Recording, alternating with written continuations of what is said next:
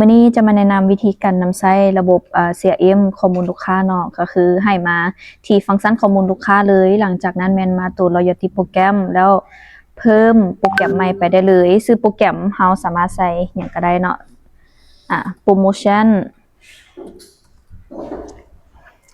2026 New Year สามารถใส่ไปได้เลยแล้วตัวนี้เนาะในการให้พอยต์ของเขาจะมีอยู่2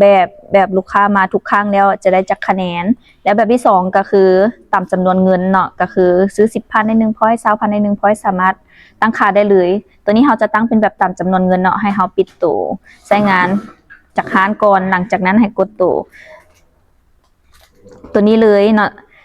สามารถใส่ซื้อได้เลยเนาะตัวอย่างเป็นโปรโมชั่น New Year 2026 Happy สามารถใส่ไปได้เลยอันนี้รายละเอียดบ่สามารถใส่ได้หรือบ่ใส่ก็ได้เนาะก็คือตัวนี้เขาจะตั้ง 10,000 ได้อยู่1 point ก็สามารถใส่ไปได้เลยใส่ 10,000 กีบหลังจากนั้นแม่นให้สร้างโปรแกรมใหม่หลังจากที่สร้างโปรแกรมแล้วให้กดตัวเปิดใช้งานไปได้เลยเนาะก็คือตัวทำอิฐนี้โอเคหลังจากที่เปิดใช้แล้วปุ๊บวันนี้เรามาขายเนาะก็มาตัวฟังก์ชันคาเฟ่เลยตัวอย่างแบ็คคอฟฟี่ 50,000 ตัวนี้เราสามารถเพิ่มข้อมูลลูกค้าไปได้เลยตัวนี้เราสามารถค้นหาได้เนาะส่วนมีลูกค้าอยู่แล้วต้องใส่เบอร์โทร3ตัวก็จะขึ้นให้แต่ถ้าว่าบ่มีแล้วอยากเพิ่มใหม่ก็กดเครื่องหมายบวกอยู่นี่ก็ได้เนาะสามารถใส่เป็นชื่อนามสกุลเบอร์โทรใส่ไปได้เลยใส่เมลไปได้เลยหลังจากนั้นก็สร้างไปได้เลย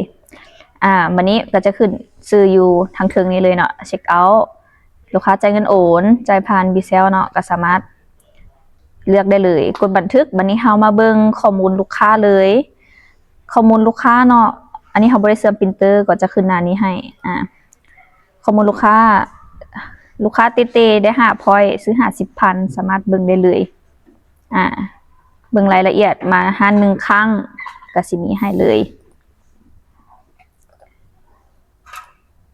อันนี้ก็สิเป็นประวัติกันได้พอยต์ก็สิมีให้เนาะนอกจากนั้นทางร้านสามารถเพิ่มข้อมูลสมาชิกอยู่นี่ก็ได้คือกันแบบเดียวกันเลยแต่อยู่นี่จะมีวันที่เดือนปีเกิดสามารถแก้ไขได้อยู่นี่ก็สามารถแก้ไขได้เช่นกัน